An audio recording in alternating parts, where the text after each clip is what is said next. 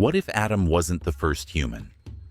What if I told you that the idea of Adam being the very first human might not be what the Bible actually says? Surprising, right? For thousands of years, we've been taught that Adam and Eve were humanity's starting point, the only two humans created directly by God.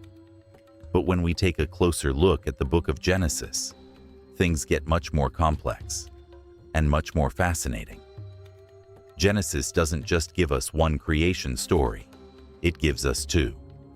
And these two accounts, they don't perfectly align. In Genesis 1:26-27, we see God creating humankind on the sixth day. But here's the kicker. It's not just one person. The text uses plural terms, male and female. He created them. Humanity, as a collective, is brought into existence all at once. There are no names, no Garden of Eden, no dust, and no ribs. Just humanity, created in God's image, tasked with dominion over the earth, and commanded to be fruitful and multiply. But when we turn the page to Genesis 2, something changes.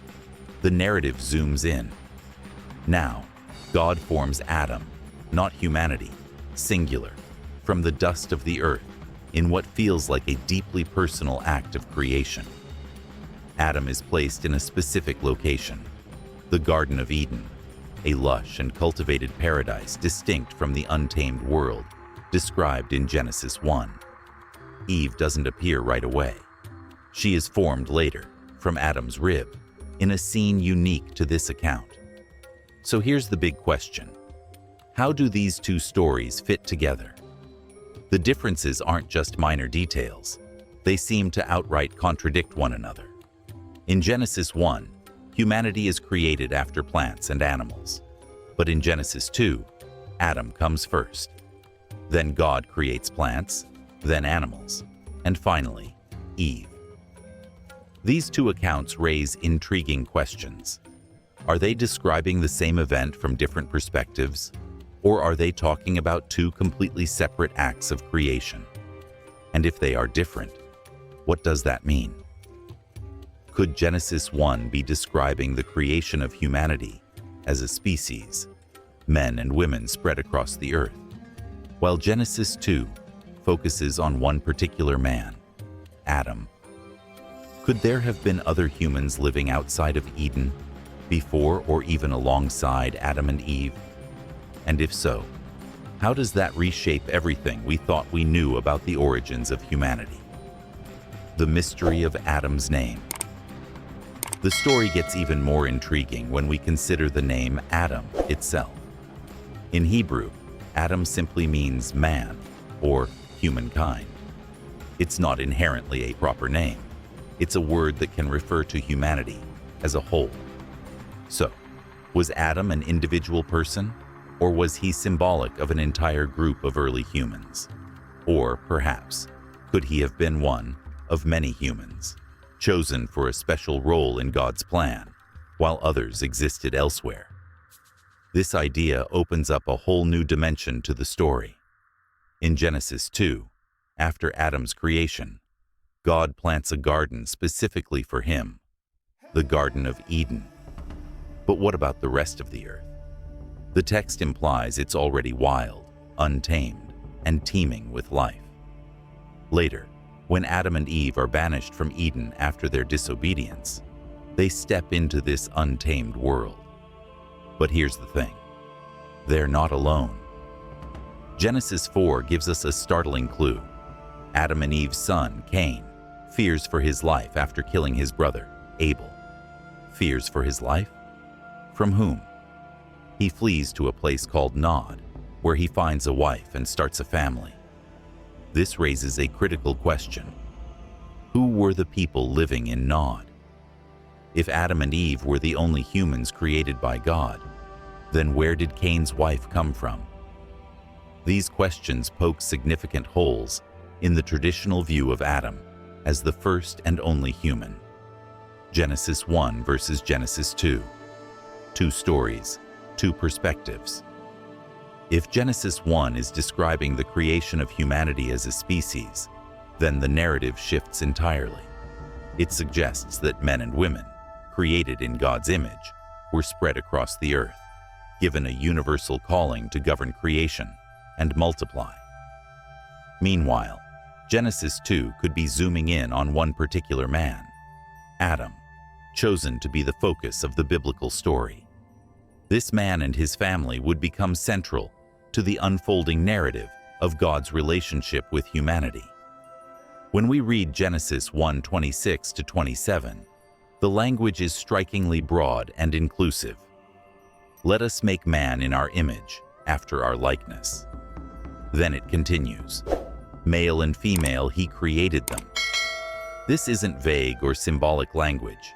It's a direct and profound statement about the creation of humanity.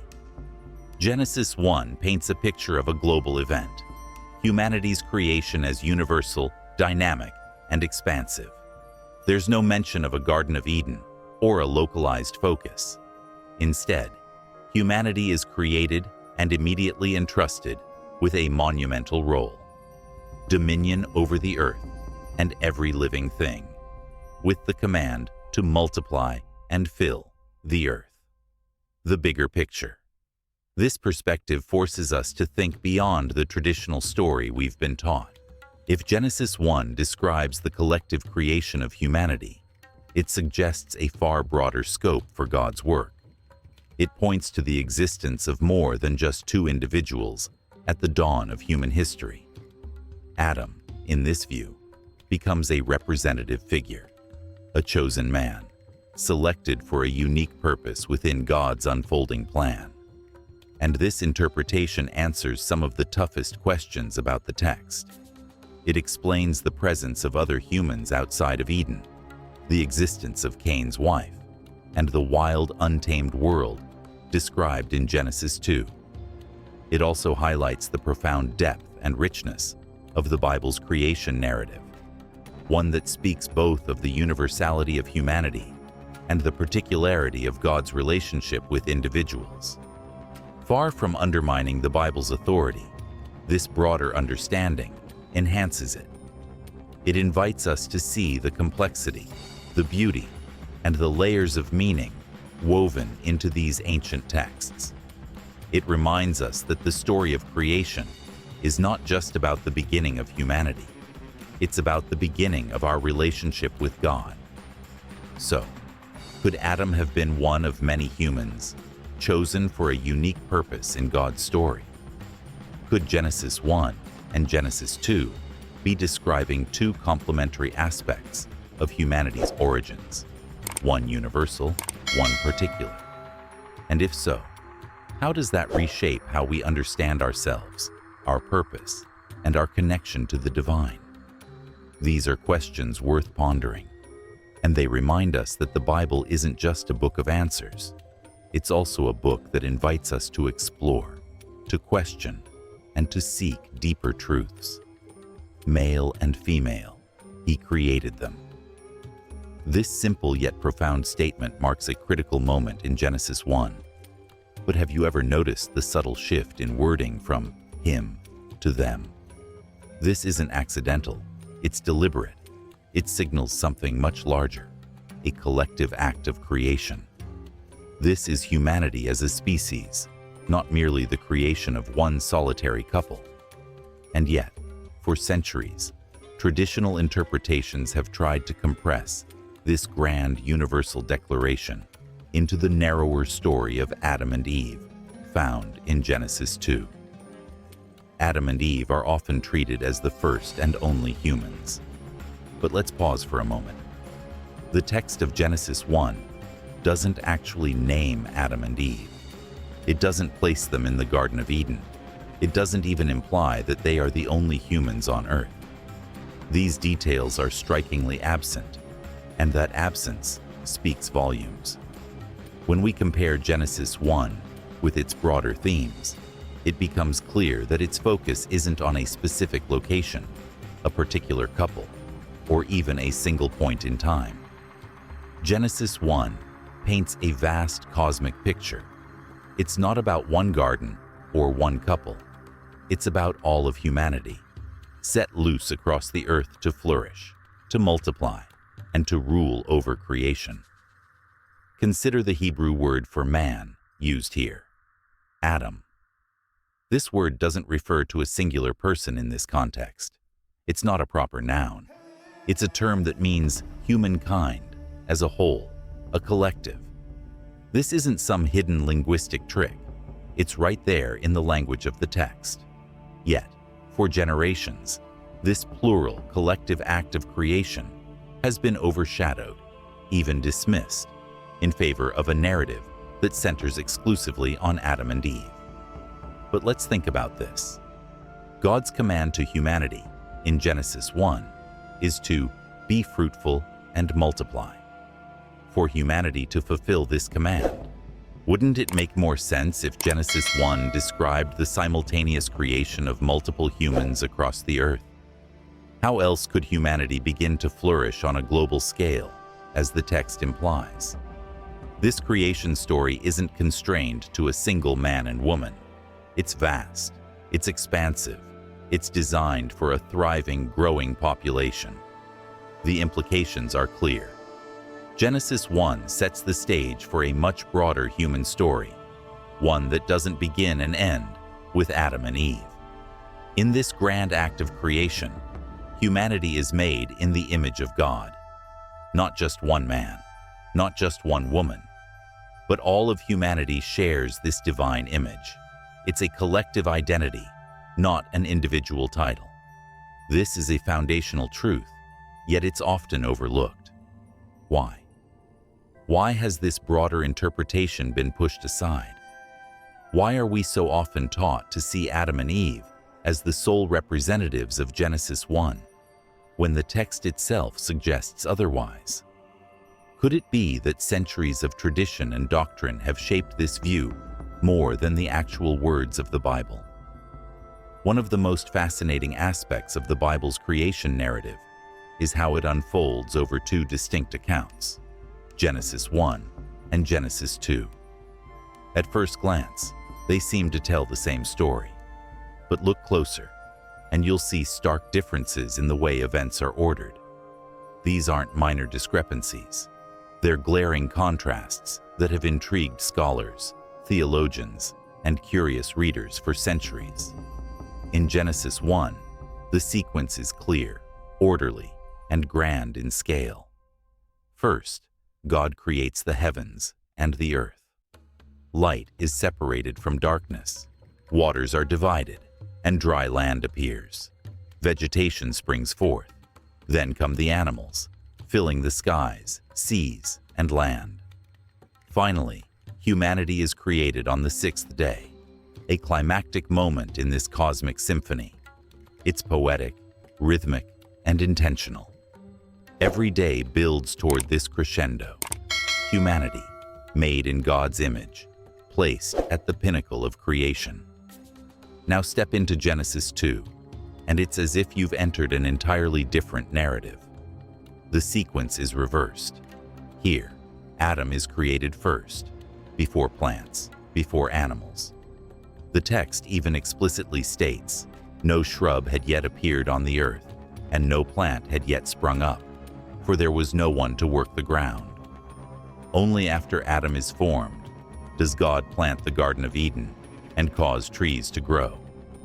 Animals are created next, not as part of a broader plan, but seemingly as companions for Adam. And when none of these companions are suitable, God creates Eve from Adam's rib to address his solitude. This is no subtle shift. The order of events in Genesis 2 flips the structure of Genesis 1 on its head. Plants come after Adam, not before. Animals are created in response to Adam's needs, not as part of an earlier, independent creation. And perhaps most strikingly, humanity doesn't appear together as male and female in Genesis 2. Instead, Adam and Eve are introduced sequentially, with Eve being fashioned later as a solution to Adam's loneliness. These two accounts offer us vastly different perspectives. Genesis 1 is expansive, universal, and cosmic, It speaks of humanity collectively, as a species. Genesis 2 is intimate, localized, and relational. It zeroes in on the story of two individuals in a garden. Both accounts reveal profound truths about God and humanity. But they aren't identical. They weren't meant to be. Their differences invite us to think deeply, to ask questions, and to embrace the complexity of Scripture. So what do we take away from all of this?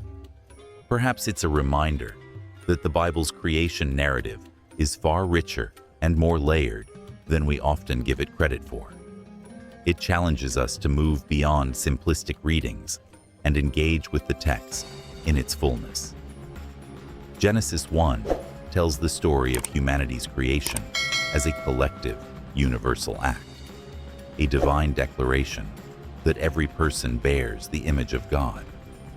Genesis 2, on the other hand, zooms in to explore the relational dynamics between individuals, offering a more personal glimpse into God's interaction with His creation. These aren't competing stories. They're complementary perspectives, each revealing a different facet of God's creative work. Together, they remind us of the vastness of God's plan and the intimacy of His love for each of us. So the next time you read Genesis, let these dual narratives draw you into the wonder of creation, both cosmic and personal. Male and female, He created them. The shift between us and them in this statement isn't accidental. It's a deliberate choice of language that sparks curiosity. In Genesis 1, both male and female are created together, equally reflecting the image of God. But in Genesis 2, the story takes a strikingly different turn. Adam is created alone, with Eve appearing only after a series of events. These differences are not easy to reconcile, and they raise a profound question. Why would the Bible include two narratives with such apparent contradictions? What is the intent behind these dual accounts? Some argue that Genesis 1 offers a broad, universal view of creation, while Genesis 2 narrows the focus to a specific, localized event. This explanation may seem plausible at first glance, but it doesn't fully address the reversal in the order of creation between the two accounts. The shift isn't just about the scope of the story, it's about the nature of the story itself. The implications of this difference are monumental. Genesis 1 presents creation as a systematic, orderly process, one that follows a divine logic and culminates with the creation of humanity. Humanity is placed last, symbolizing its role as the pinnacle of creation, the crown of God's work. Genesis 2, on the other hand, is far more intimate and experimental. Here, Adam is created first, almost as if he is the starting point for everything else. This is a hands-on narrative, where God personally engages with creation in response to Adam's needs, planting a garden, forming animals, and eventually crafting Eve. The two accounts suggest profoundly different perspectives on humanity's place in the world. In Genesis 1, humanity is part of a grand, interconnected order, created to rule over the earth alongside the rest of creation.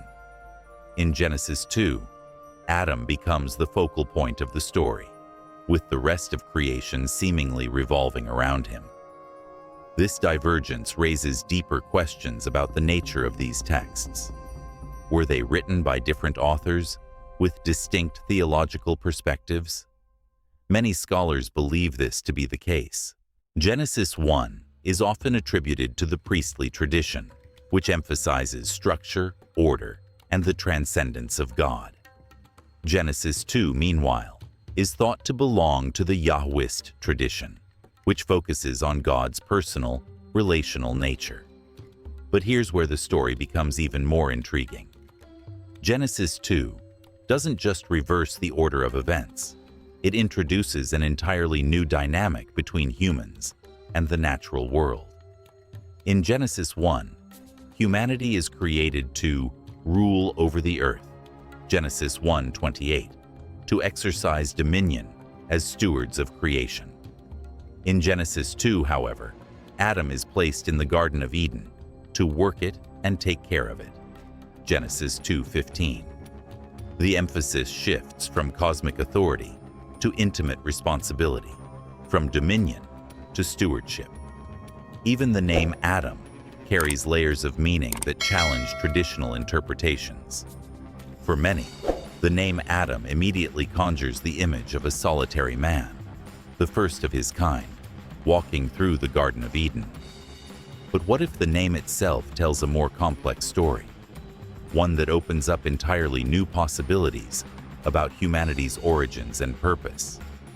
In Hebrew, the word Adam isn't just a name. It's a term that means human or mankind. It's used throughout the Bible to refer to humanity in general, not just one individual. The word is closely tied to Adamah, meaning ground or earth, emphasizing the profound connection between humans and the soil from which they were formed. Genesis 2:7. This linguistic link isn't just poetic, it's foundational. It reflects how ancient writers understood humanity's relationship to the natural world. And here's the fascinating part. In the early chapters of Genesis, the word Adam doesn't initially function as a proper noun. It's not Adam, as we think of it today. In the original Hebrew, the text often refers to Ha-Adam, meaning the human or the man. It's only later in the narrative that Adam begins to be used as a proper name for an individual. This subtle shift in usage carries enormous implications. The early use of the Adam suggests that the figure we call Adam might have originally been intended to represent humanity as a whole, not just one man. The emphasis isn't on his individuality, but on his connection to all humans, past, present, and future. In this sense, Adam isn't just a person. He is a symbol, an archetype of the human condition. He embodies universal truths about what it means to be human, formed from the earth, animated by the breath of God, and placed within a world full of beauty, responsibility, and challenges. This broader interpretation gains even more weight when we consider how the Bible uses the word Adam in other contexts. For example, in Psalm 8, the psalmist marvels at how God has crowned Adam, humankind, with glory and honor, giving them dominion over creation. Here, Adam doesn't refer to an individual. It represents humanity as a whole. Even within Genesis itself, there are moments where Adam's symbolic nature becomes strikingly clear. Consider the moment in Genesis 3, when God curses Adam after the fall. The curse doesn't just affect Adam as an individual, it extends to all of humanity.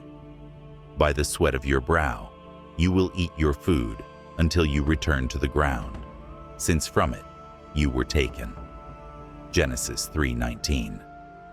The punishment reflects the universal human struggle, toil, mortality, and the inescapable connection between humans and the earth. Through these lenses, the story of Adam becomes much larger than one man. It becomes a story about us all, our shared origins, our shared responsibilities, and our shared connection to the Creator. And so, the question lingers. What do these two accounts of creation reveal about God's purpose for humanity? Perhaps they are not contradictions, but complements. Together, they paint a fuller picture of what it means to be human, both rulers and caretakers, both individuals and a collective, both created from dust and yet bearing the image of God. It is within these tensions that the beauty of the creation story truly shines. The ground after the fall, God declares to Adam, "By the sweat of your brow, you will eat your food until you return to the ground, since from it you were taken. For dust you are, and to dust you will return." This isn't just a curse directed at Adam the man. It's a universal truth about all humanity, a timeless reminder of our shared mortality and our deep connection to the earth. But let's take this idea one step further. If the name Adam was originally a collective term, could it mean that the figure of Adam in Genesis 2 is less about one individual and more about the origins of humanity as a whole? Could the story of Adam and Eve be a symbolic narrative, one that represents the beginning of humankind, rather than the biography of two literal people? This concept isn't just a modern reinterpretation. It actually has deep roots in ancient Jewish thought. Rabbinic writings often explore the symbolic dimensions of Adam, viewing him as a representation of humanity's spiritual and moral struggles. Adam is more than a historical figure. He embodies the universal human experience. The symbolic reading of Adam also opens up a fascinating connection to the Hebrew word Adamah, meaning ground or earth. In this view, Adam isn't just the first man. He is the earthling, the one who represents humanity's unique identity as creatures formed from the dust of the ground, yet bearing the divine image. This duality, earth and spirit, dust and divinity, captures the essence of what it means to be human. And then there's the creation of Eve in Genesis 2. Eve is formed from Adam's rib, but the Hebrew word used here, tselah, can also mean side. This small detail has sparked centuries of debate about its deeper meaning. Some ancient interpretations suggest that Adam and Eve were originally a single being, split into two to create the first man and woman. If true, this idea reinforces the notion of Adam as a universal archetype rather than a solitary individual. The story becomes even more complex when we look at their children, specifically Cain, Adam, and Eve's firstborn son. Cain's story contains one of the most puzzling and overlooked mysteries in the Bible. After killing his brother Abel, Cain is confronted by God and cursed to wander the earth. But what happens next is where the mystery deepens. Cain cries out, "My punishment is more than I can bear. Anyone who finds me will kill me." Wait, anyone? Who exactly is Cain afraid of? If Adam, Eve, Cain, and Abel were the only humans on earth at the time, where are these others coming from? And the mystery doesn't stop there. In the very next verses, Cain leaves the presence of the Lord, settles in the land of Nod, east of Eden, and, astonishingly, marries a wife. Not only does he find a wife in Nod, but he also builds a city, a place that, by its very nature, implies the existence of a population far greater than just a handful of family members. This part of Genesis raises enormous questions about the traditional understanding of Adam and Eve as the sole progenitors of the human race. The presence of people outside of Adam and Eve's immediate family suggests that the world was already populated with other humans who are intriguingly not directly tied to Adam and Eve in the narrative.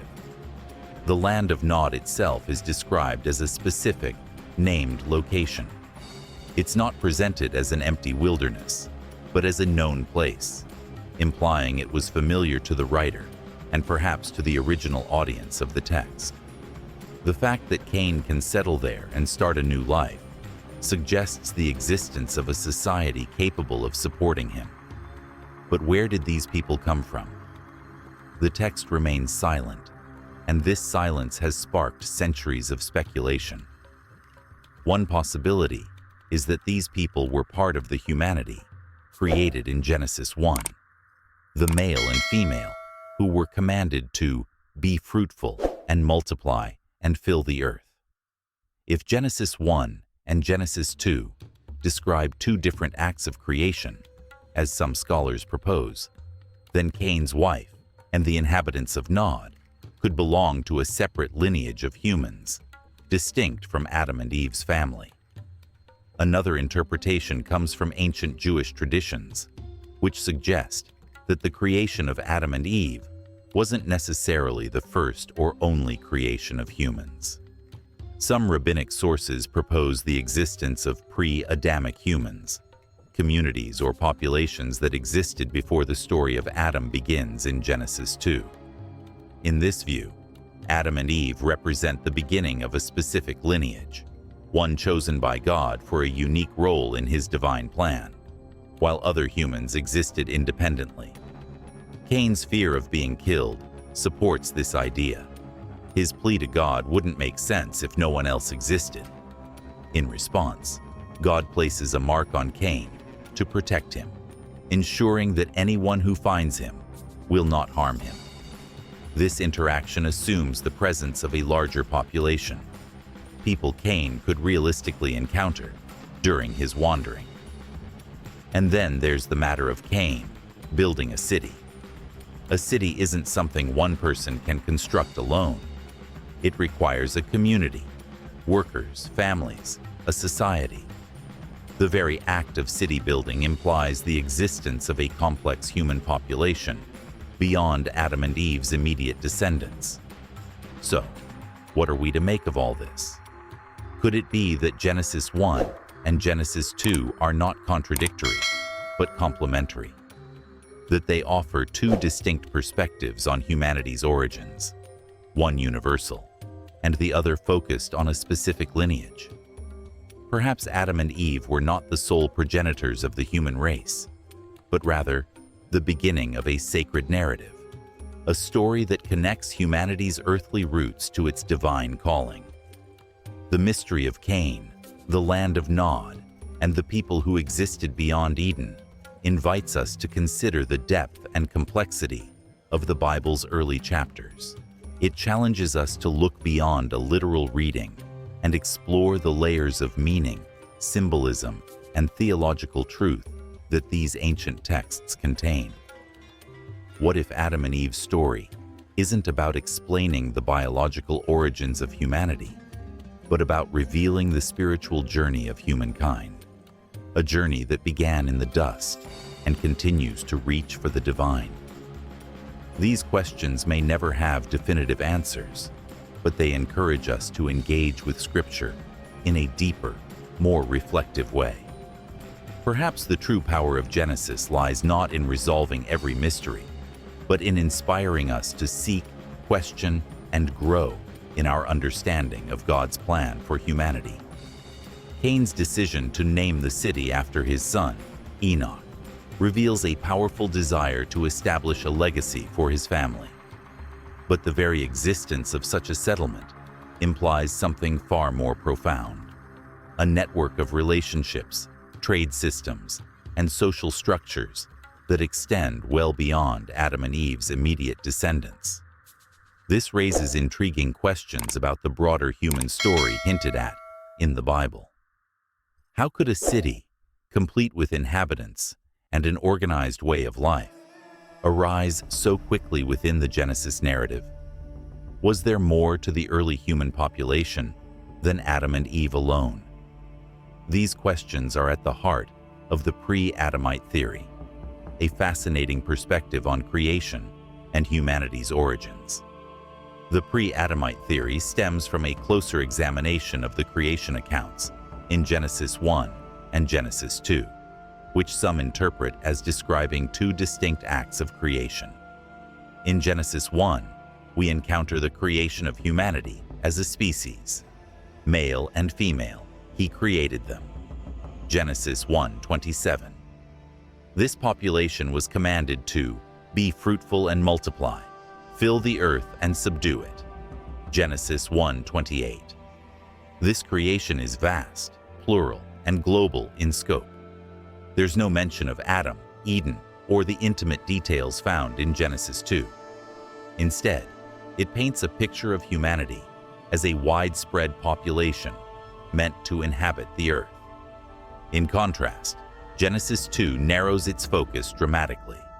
Here, Adam is formed from the dust of the ground and placed in Eden, a specific cultivated environment designed for a unique purpose. This isn't the broad creation of humanity as a species. Rather, It is the beginning of a particular story, a chosen lineage with a specific role in God's plan. The pre-Adamite theory suggests that Adam and Eve were representatives of this distinct group, chosen by God to fulfill a special mission, while other humans existed outside the garden, living their lives as part of God's broader creation. Ancient Jewish traditions lend intriguing support to this idea. Rabbinic literature, such as the Midrash, contains references to pre-Adamic beings. These texts hint that God may have created other humans before Adam, either as a separate act of creation or as part of an ongoing divine process. Some writings even suggest the existence of previous worlds that were created and destroyed before the one described in Genesis. These traditions open the door to a more expansive understanding of human origins, one that aligns with hints found within the biblical text itself. Early Christian thinkers also grappled with this possibility. In the 17th century, theologian Isaac Leperrier argued that the humans mentioned in Genesis 1 were distinct from Adam and Eve, whom he viewed as the progenitors of the Jewish people.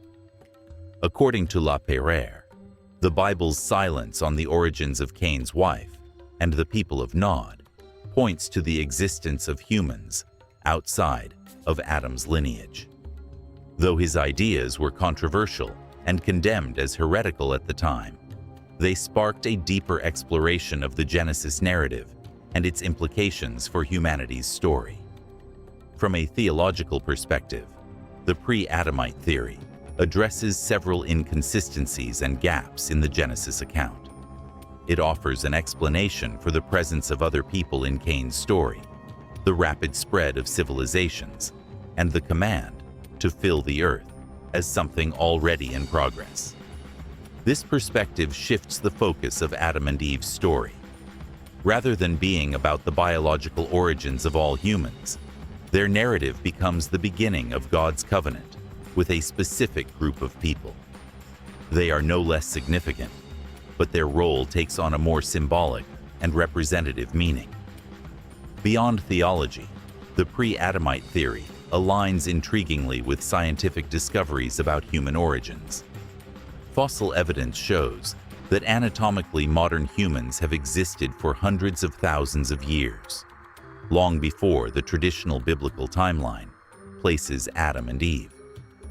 Far from contradicting the Bible, this evidence suggests that the Genesis story operates on a different level. It focuses on a specific narrative, a covenantal relationship between God and humanity, rather than providing a comprehensive history of the entire human race. The implications of the pre-Adamite theory are profound. If humans existed before Adam, then the story of Genesis becomes not a universal account of humanity's beginnings, but a focused story of one family's relationship with God. Adam and Eve are still pivotal figures, but their role is redefined. They become representatives of a chosen lineage, set apart for a divine purpose, while the rest of humanity continues its existence outside the garden. This perspective doesn't diminish their significance. Rather, it broadens the scope of the biblical narrative, making it richer and more inclusive. The themes of Genesis, fall, exile, and redemption take on a new depth when viewed through the lens of the pre-Adamite theory. These struggles aren't limited to Adam and Eve alone. They reflect the human experience as a whole. By acknowledging the existence of humans outside of Eden, the story expands to encompass all of humanity, making it more relatable and universal. This approach doesn't undermine the Bible's authority, but enhances its message, highlighting the vastness of God's plan and the interconnectedness of all people. For thousands of years, the story of Adam has been a cornerstone of religious doctrine. It speaks of humanity's beginnings, the fall from grace, and the need for redemption. But when we examine the details closely, a deeper narrative emerges, one that challenges traditional interpretations and opens up new possibilities for understanding our place in creation. The idea that Adam and Eve were the only humans, or even the first humans, doesn't hold up under scrutiny. The Bible itself offers subtle hints of other people, other stories, and a world far more populated than the traditional narrative suggests. From the plural creation of humanity in Genesis 1 to the people of Nod in Genesis 4, the text contains clues that point to a broader context, one that has often been overlooked or simplified over time. This isn't just about filling in gaps in the story.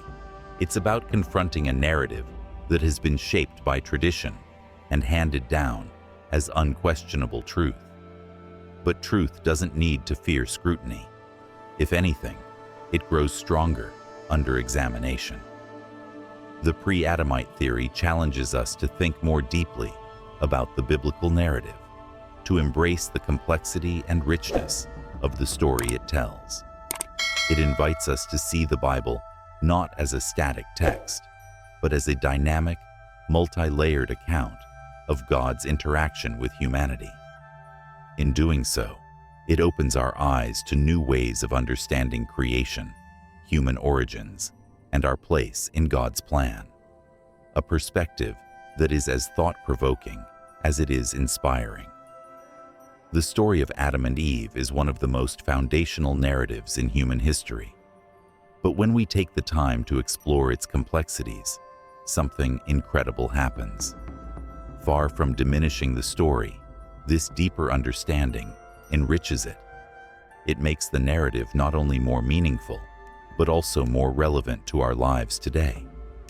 Why?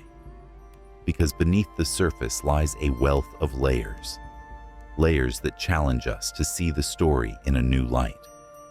For centuries, the belief that Adam and Eve are the biological ancestors of all humanity has shaped theological doctrines and cultural perspectives. It's a cornerstone of faith for many. But what if their story represents something even greater? What if it is symbolic, representative, or perhaps even specific to a particular lineage? When we open our minds to these possibilities, we begin to see the Bible differently. It transforms from being merely a record of the past into a living narrative, one that mirrors the universal human experience. This shift in perspective doesn't erase Adam and Eve's significance. Quite the opposite. It places their story within a broader, richer framework. They become more than just the first humans. They embody the introduction of divine purpose, morality, and covenant into the human story. Their narrative is not just one for a single group of people. It resonates with all of us. They represent the human condition, our relationship with the divine, and the choices we face as part of a greater plan. Even more fascinating is how this fresh perspective aligns with the world we see today. Science and faith, often perceived as being at odds, begin to converge. Fossil records, genetic evidence, and ancient texts reveal a human history that is far older and more complex than the traditional interpretation of Genesis suggests. These discoveries aren't contradictions, they're revelations. They remind us that our understanding of creation is still unfolding, layer by layer, piece by piece. And here's the key. Embracing these insights doesn't weaken faith. Instead, it strengthens it. By acknowledging the grandeur and mystery of creation, we deepen our awe and appreciation for God's work. The Bible, when carefully read, is not a static document. It's dynamic, alive. It's a story that invites exploration, curiosity, and even questions. When we dig deeper into its words, we honor both its complexity and its power to inspire. In fact, this approach allows us to embrace faith and reason together. It's not about choosing one over the other. It's about recognizing how they complement and enhance each other. Faith gives us meaning, purpose, and connection. Science provides us with tools to understand the physical world. Together, they create a fuller picture of God's creation. For those of you who've stayed with me through this journey, I want to thank you. Your curiosity, your willingness to ask questions, and your passion for understanding are what make these conversations so meaningful. These discussions aren't just about finding answers. They're about discovering the layers of truth that make our shared human story so extraordinary. If this video sparked your curiosity, made you think, or even challenged some of your beliefs, I'm glad. That's the goal: to explore, to learn, and to grow together. Let me know your thoughts in the comments below. What do you think about these ideas? What questions do you have about the mysteries we've uncovered? I'd love to hear from you. And if you found value in this discussion, don't forget to like, share, and subscribe. Your support helps keep these conversations going, and it allows us to continue exploring the timeless truths of the Bible together. Thank you for watching, and I'll see you in the next video. The implications of the pre-Adamite theory are profound. If humans existed before Adam, then the story of Genesis becomes not a universal account of humanity's beginnings, but a focused story of one family's relationship with God. Adam and Eve are still pivotal figures, but their role is redefined. They become representatives of a chosen lineage, set apart for a divine purpose, while the rest of humanity continues its existence outside the garden. This perspective doesn't diminish their significance. Rather, it broadens the scope of the biblical narrative, making it richer and more inclusive. The themes of Genesis, fall, exile, and redemption, take on a new depth when viewed through the lens of the pre-Adamite theory. These struggles aren't limited to Adam and Eve alone. They reflect the human experience as a whole. By acknowledging the existence of humans outside of Eden, the story expands to encompass all of humanity, making it more relatable and universal. This approach doesn't undermine the Bible's authority, but enhances its message, highlighting the vastness of God's plan and the interconnectedness of all people. For thousands of years, the story of Adam has been a cornerstone of religious doctrine. It speaks of humanity's beginnings, the fall from grace, and the need for redemption. But when we examine the details closely, a deeper narrative emerges, one that challenges traditional interpretations and opens up new possibilities for understanding our place in creation.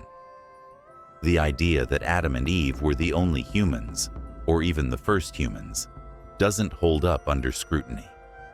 The Bible itself offers subtle hints of other people, other stories, and a world far more populated than the traditional narrative suggests. From the plural creation of humanity in Genesis 1 to the people of Nod in Genesis 4, the text contains clues that point to a broader context, one that has often been overlooked or simplified over time. This isn't just about filling in gaps in the story. It's about confronting a narrative that has been shaped by tradition and handed down as unquestionable truth. But truth doesn't need to fear scrutiny. If anything, it grows stronger under examination. The pre-Adamite theory challenges us to think more deeply about the biblical narrative, to embrace the complexity and richness of the story it tells. It invites us to see the Bible not as a static text, but as a dynamic, multi-layered account of God's interaction with humanity. In doing so, it opens our eyes to new ways of understanding creation, human origins, and our place in God's plan. A perspective that is as thought-provoking as it is inspiring. The story of Adam and Eve is one of the most foundational narratives in human history. But when we take the time to explore its complexities, something incredible happens. Far from diminishing the story, this deeper understanding enriches it. It makes the narrative not only more meaningful, but also more relevant to our lives today. Why? Because beneath the surface lies a wealth of layers. Layers that challenge us to see the story in a new light. For centuries, the belief that Adam and Eve are the biological ancestors of all humanity has shaped theological doctrines and cultural perspectives. It's a cornerstone of faith for many. But what if their story represents something even greater?